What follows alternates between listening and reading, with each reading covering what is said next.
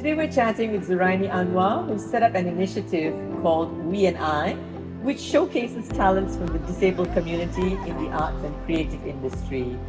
Zoo, could you tell us a little bit more about We&I and what led to your coming up with We&I? We&I is actually an initiative of a group of artists. These artists consist of autistic Down syndrome, deaf artists, but it's open to all kinds of persons with disability. It started off from an opportunity that was given to my daughter. I have a daughter. Her name is Izzati. She's autistic as well as Down. So she was invited to exhibit in a gallery at Publica. I asked her, would you like to exhibit all your artworks here? She said yes, but I want my friends. So she pointed out exactly who she wanted.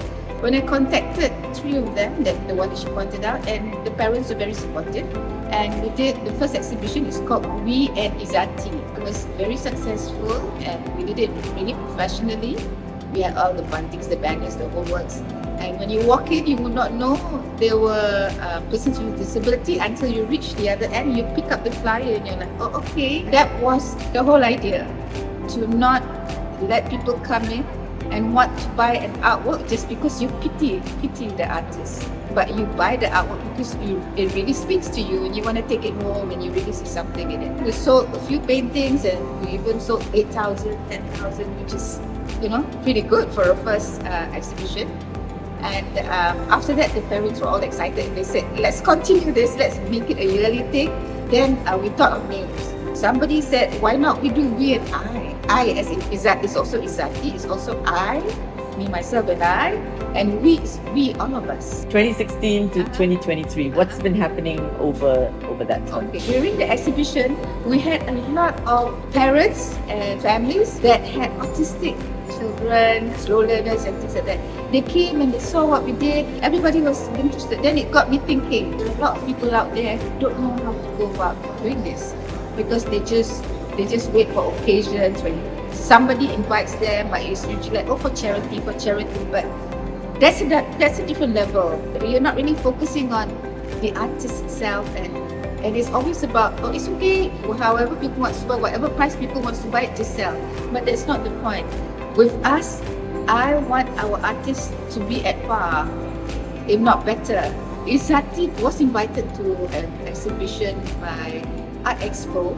She just put up 1 or 2 things, and a very famous curator, he came and he said, I want to buy it because I know when she's famous, I will not be able to afford it. Many years down the road, Izzati entered competition. She Googled and found that there was a Genting Highlands art competition. She said to me, I want to enter this competition. So we entered last minute and she actually won. The past 2 years or so, I was told, because her art is naive art. Naive art is when an artist can be 30 years old, 40 years old, but when you look at the painting, you think it's a child. She was that kind of an artist, and she was into so many colors. There was no rules, there was no particular style. I started We&I Art Fest. Initially, it was supposed to be just pure art festival, and I thought, why does it just have to be like art, so literally art? So we had things like the art of sharing, anything that has art in it also came to the festival, so that people like the Nation Red Business Society could come and have talks, have sharing sessions, and share with other parents and other people, talk about what are the challenges as a parent of a child who has rare disease, adult rare disease person, and what can they do, where can they go for help, so all these kind of things. And then we had professionals, so it was very interesting. We had art workshops, we even had performances, performing arts. What's interesting is, in this one, it was everybody, and I wanted to explore, let's say, okay, Izzati is autistic. So if I sit her on the table to sell her goods, she probably can't even tell you how much this costs. Then we have her friend, he has dwarfism, but he's so super intelligent. So he's there, he's like, it's okay, auntie, I'll take care of Izzati. It sits there, so he speaks for her. Then it got me thinking, why can't we be so inclusive, not just among the PWDs, but among everybody? You take the strength and you take the weakness too, and you match people up, or work together in a team. The other day, I represented Malaysia for Art for All symposium. We had all the neighboring countries, and everybody had their showcase. If it was autism camp, it's autism camp. When it came to my turn and I showed We&I Art Fest, they were like, how do you get all kinds all together and what you're doing? How do you do that? Initially, they're all PWDs, but some of them have never crossed and met each other. But when I did that, after the second year, they were friends. What advice, Zoo, would you give to parents who have children with disabilities? Do not be sad, because if you are sad, then you cannot think of good things, and your sadness will go on to your children. Do not be angry. Do not even ask God, why did I get this? Most people would go. It's such a waste of time.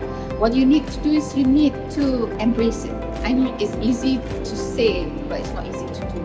There's always something new challenge, but go for it. Don't hide your child. Don't be ashamed. There's nothing to be ashamed. You should be proud that you do have a child like that. Embrace it. The community also has to learn how to accept. If we don't put them out there, society is never going to understand. And inclusiveness is very important. I want them to be useful, to be there, to be out there.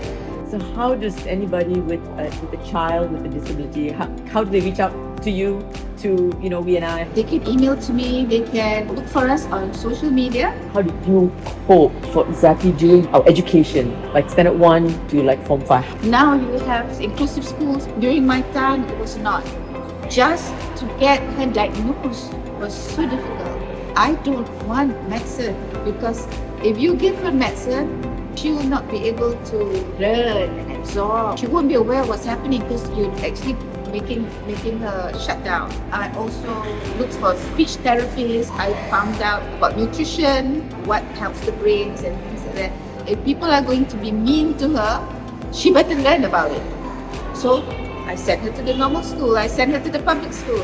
Of course, people were mean to her, but it made her tough, and it made her realize that this is what life is going to be. This is what it's all about. She has to fight for herself. But it takes effort. It's not easy, but any child takes effort anyway. What's your hope for Malaysia, Sue? We will embrace all kinds of persons with disability, make it easy for them to come out. We have to give them accessibility, transportation, not be afraid of them. I think Malaysians have to realize that it's not just doing it for them, it's also preparing the country for us.